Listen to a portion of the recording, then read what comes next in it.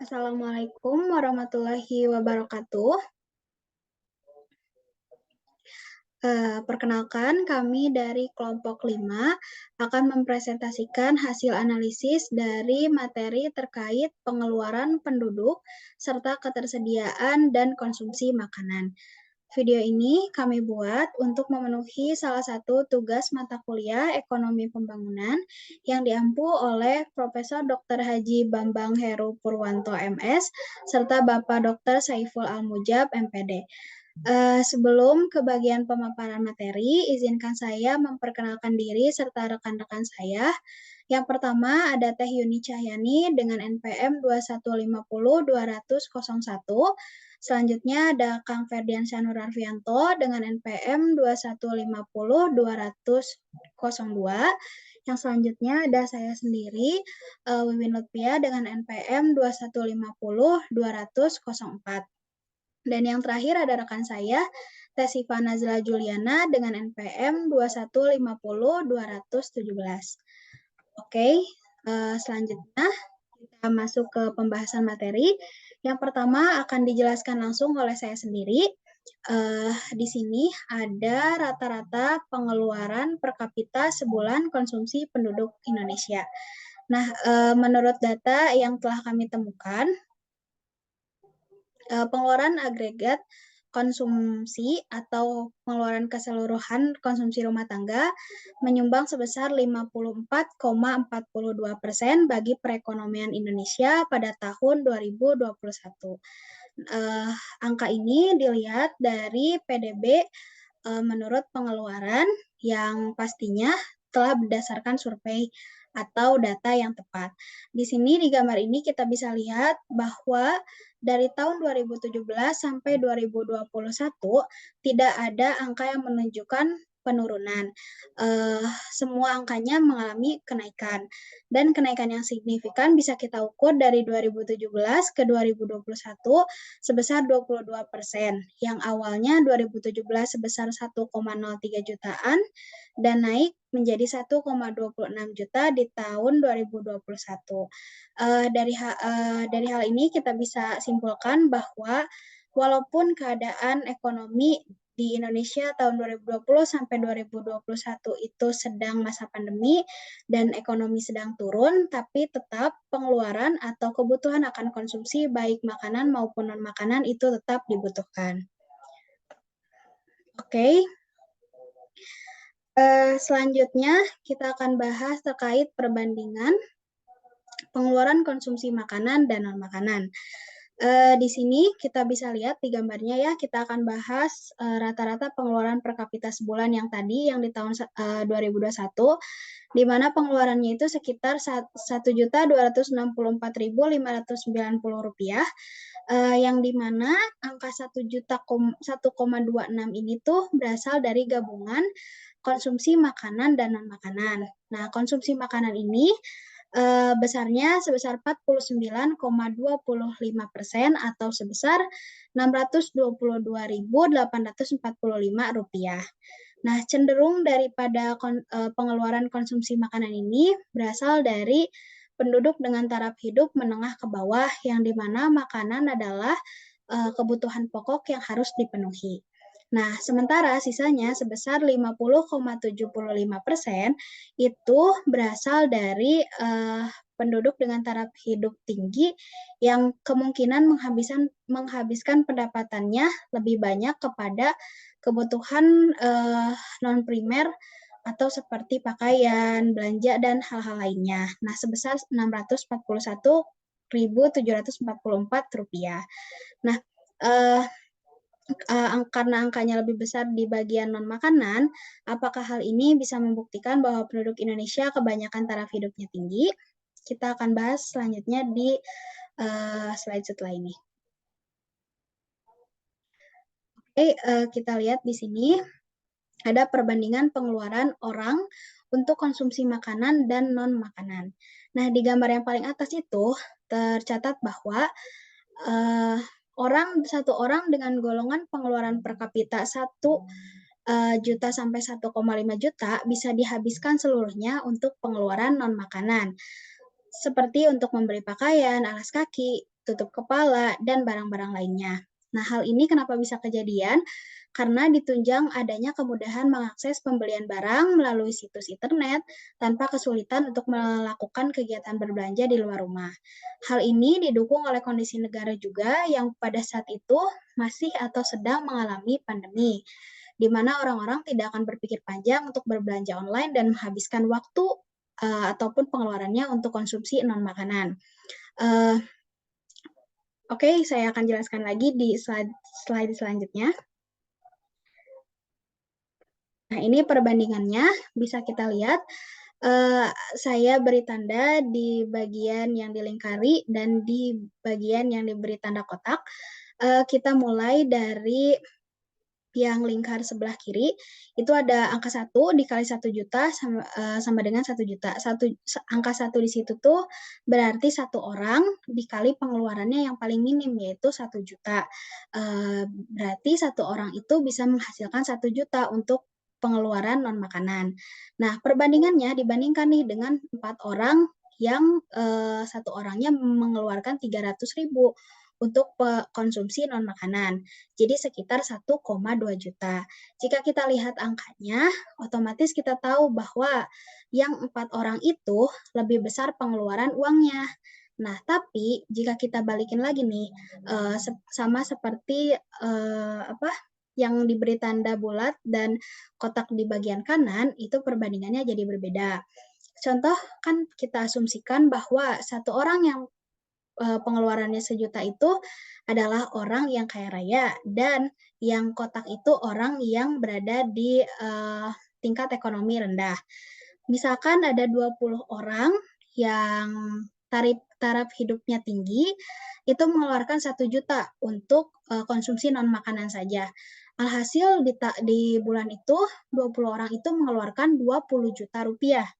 Nah, kita bandingkan lagi dengan 40 orang yang taraf hidupnya rendah mengeluarkan 300.000 untuk per bulan, jadi sekitar 12 juta rupiah.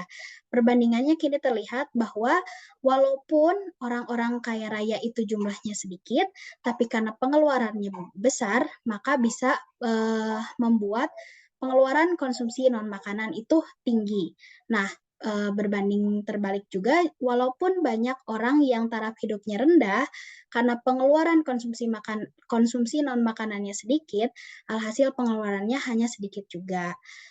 Berarti kita dapat simpulkan bahwa bukan berarti pengeluaran non makanannya tinggi Indonesia itu orang-orangnya kaya raya, tidak begitu, karena perbandingannya hampir sama. Nah, dari asumsi di atas, ternyata tidak sepenuhnya benar, karena faktanya zaman sekarang dengan canggihnya teknologi, kebanyakan orang miskin maupun kaya mudah menemukan peluang untuk berbelanja dengan menggunakan aplikasi belanja online, di mana aplikasi belanja tersebut sangat memudahkan kegiatan berbelanja dengan memberikan diskon besar, ongkos kirim yang terjangkau, bahkan membudayakan kemudahan orang-orang untuk membeli barang terlebih dahulu dan membayar kemudian dengan metode cicil dengan bunga yang sangat minim atau mungkin bisa dikatakan budaya utang piutang. Contoh nyatanya adalah ada sistem pay later yang pasti kita semua tahu. Nah, hal ini memungkinkan atau memicu orang-orang dengan taraf hidup rendah untuk ikut juga memenuhi kebutuhan hidupnya alias gaya hidup atau lifestyle dibanding kebutuhan hidup akan makanannya. Oke, baik. Penjelasan dari saya sekian. Akan dilanjutkan penjelasannya oleh rekan saya, Teh Siva. Kepada Teh Siva, saya persilahkan.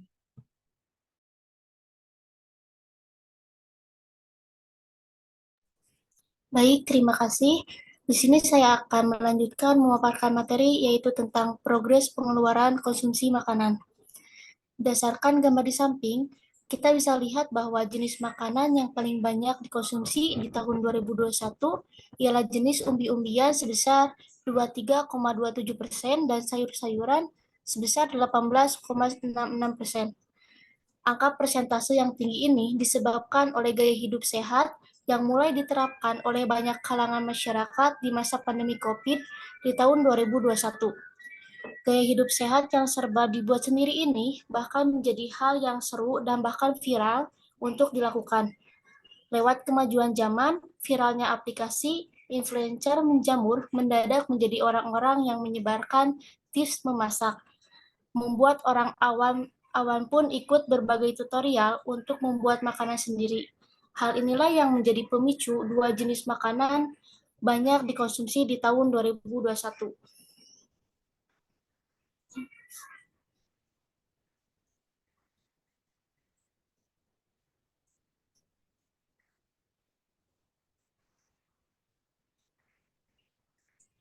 Lalu yaitu konsumsi makanan paling sedikit di tahun 2021. Jika umbi-umbian dan sayuran diminati di tahun 2021, berbeda dengan makanan dan minuman. Jadi, yang mengalami penurunan persentase yaitu sebesar min 4,38%. Angka penurunan pengeluaran ini disebabkan oleh kebijakan pemerintah terkait PPKM ataupun pembatasan jumlah pengunjung restoran pinggir jalan maupun restoran yang letaknya di dalam mall. Maka tidak salah lagi jika banyak lapangan usaha di bidang makanan yang bangkrut di tahun 2021. Jenis makanan buah-buahan pun mengalami penurunan yang sangat amat tinggi, yaitu mencapai sebesar min 12,87%. Angka penurunan yang sangat tinggi ini disebabkan karena buah-buahan termasuk jenis makanan yang mudah atau cepat busuk. Alhasil, penduduk tidak menjadikan buah-buahan ini menjadi makanan sehat yang lebih banyak dibutuhkan di tahun 2021. Mungkin pemaparan materi yang bisa saya sampaikan hanya sekian. Kembali ke moderator. Baik, terima kasih kepada Tesipa yang telah memaparkan materi bagiannya. Kemudian saya akan lanjutkan pemaparan materi kepada Teh Yuni, saya persilakan. Baik, terima kasih Teh Moderator. Materi selanjutnya itu tentang persentase pengeluaran konsumsi non-makanan per kapita per bulan di tahun 2020 dan 2021. Pada gambar di samping bisa kita lihat bahwa pada tahun 2020 atau 2021 pengeluaran per kapita sebulan menurut kelompok komoditas bukan makanan, persentase tertingginya ada di pengeluaran untuk perumahan dan fasilitas rumah tangga yaitu sebesar 26,33% di tahun 2021 dan 25,19% di tahun 2020. Tingginya angka persentase ini di tahun ini disebabkan oleh pandemi COVID-19. Maksudnya ialah hampir seluruh kegiatan dilakukan di dalam rumah, otomatis banyak keperluan yang berhubungan dengan rumah tangga yang harus dipenuhi dan dibeli. Contohnya itu seperti biaya listrik yang semakin tinggi, barang-barang rumah tangga yang terus sering dipakai yang menyebabkan cepat rusak sehingga harus dibeli kembali.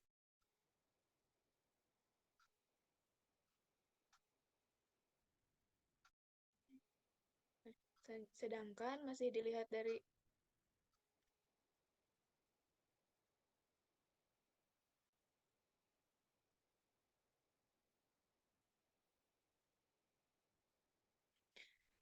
Sedangkan masih dilihat dari gambar di atas, angka persentase yang paling rendah ialah pengeluaran untuk keperluan pesta dan upacara yaitu sebesar 1,21% di tahun 2021 dan 1,90% di tahun 2020. Angka penurunan ini diakibatkan karena pandemi COVID-19, yang dimana pemerintah melarang orang-orang untuk mengadakan kegiatan seperti pesta pernikahan ataupun ulang tahun yang diadakan secara besar-besaran sehingga dapat memicu kerumunan. Pada kenyataan, di lapangan atau fakta sebenarnya yang terjadi, orang-orang di tahun 2021 ini masih memaksakan diri untuk mengadakan pesta, walaupun dalam skala kecil-kecilan, di mana biasanya pernikahan diselenggarakan di gedung besar yang bisa memuat ratusan orang. Di tahun 2021 lebih simpel diadakan di rumah dan hanya orang terdekat saja yang hadir. Otomatis pernak-pernik kebutuhan pesta tidak terlalu banyak dibutuhkan. Next.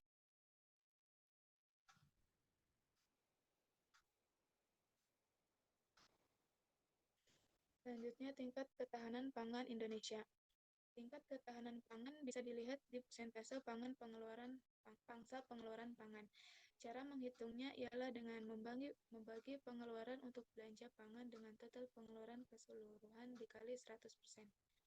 Jika hasil angka persentase pangsa pengeluaran pangannya semakin kecil, itu artinya kondisi ketahanan pangan semakin baik. Di tahun 2021 ini, pangsa pengeluarannya meningkat 0,03%, itu sekitar 49,25%. Berarti artinya ada sedikit penurunan kondisi ketahanan pangan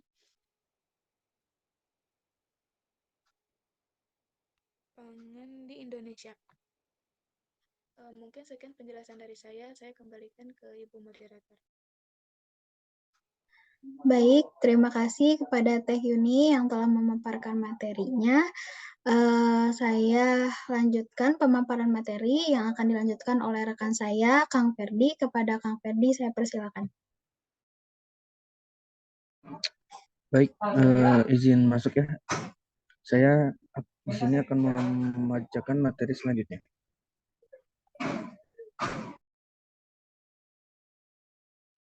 Dilihat pada gambar di samping bahwasanya sebanyak 18 provinsi memiliki pangsa pengeluaran pangan lebih dari 50% dan cenderung provinsinya itu berada di Pulau Non-Jawa. Di tahun 2020 yang tertinggi pangsa pengeluaran pangannya ialah NTT, yaitu sebesar 55,73%. Dan yang terkecil persentase di tahun 2020 yaitu Daerah Istimewa Yogyakarta sebesar 41,03%. Lalu di tahun 2021 persentase pangsa pengeluaran pangan tertinggi berada di Provinsi Papua sebesar 57,94%.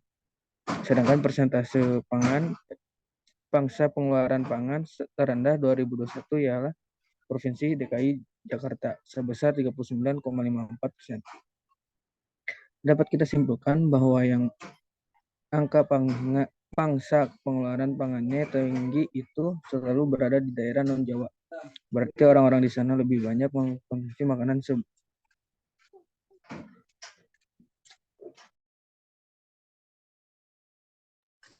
sebaliknya daerah istimewa Yogyakarta dan Jakarta yang termasuk di Pulau Jawa, angka pangsa pengeluaran pangannya rendah, berarti orang-orang di sana lebih banyak membeli barang non makanan. Berarti di daerah Jawa cenderung kondisi ketahanan pangannya baik. Selanjutnya.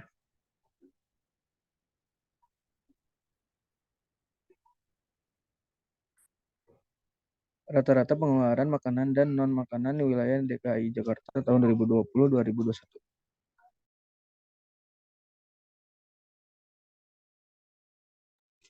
Pada grafik rata-rata pengeluaran per kapita kelompok makanan di Provinsi Jakarta tahun 2021, jika dijumlahkan seluruh jenisnya menjadi sekitar 923.307. Sedangkan dilihat dari grafik satu lagi, jika ditambahkan keseluruhan jenis dari rata-rata pengeluaran non-makanan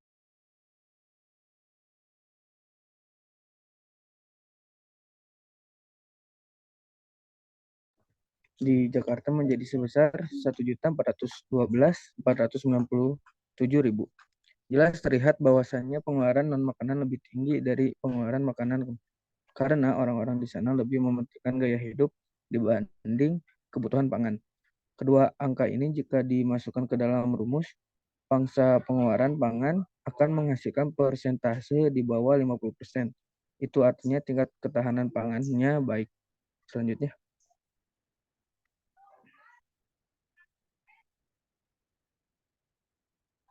Gambar di atas memperlihatkan perubahan persentase pengeluaran per kapita sebulan, di mana bulan awal yang awalnya pengeluaran makanan 61% menurun di grafik akhir menjadi 41%.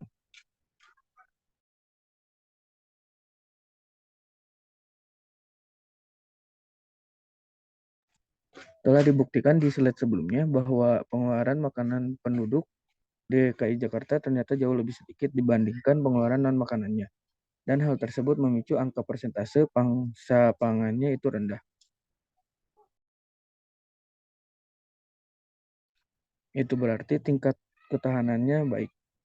Hal tersebut selaras dengan diagram pada gambar di layar, bahwa pergantian zaman dari masa ke masa kebutuhan akan barang non-makanan akan lebih meningkat dibanding kebutuhan akan makanan. Dan kondisi ini bisa meningkatkan ketahanan pangan yang semakin baik. Mungkin sekian dari saya kembalikan ke Ibu Moderator. Baik, terima kasih kepada Kang Ferdi serta rekan-rekan saya yang lainnya. Sebelum saya menutup kegiatan presentasi hari ini, saya akan meminta salah satu rekan saya untuk menyimpulkan kesimpulan dari seluruh materi yang telah kami bahas. Kepada Teh Siva Nazla, saya persilakan.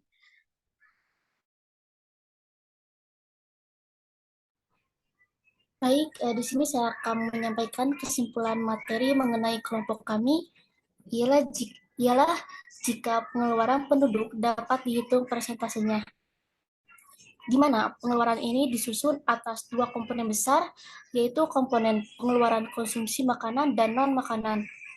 Dari tahun ke tahun, berdasarkan sumber yang ada, pengeluaran konsumsi penduduk selalu meningkat, tidak pernah menurun sama sekali. Bahkan di tahun 2020 dan 2021, di mana pandemi COVID-19 melanda, angka pengeluaran tetap meningkat naik.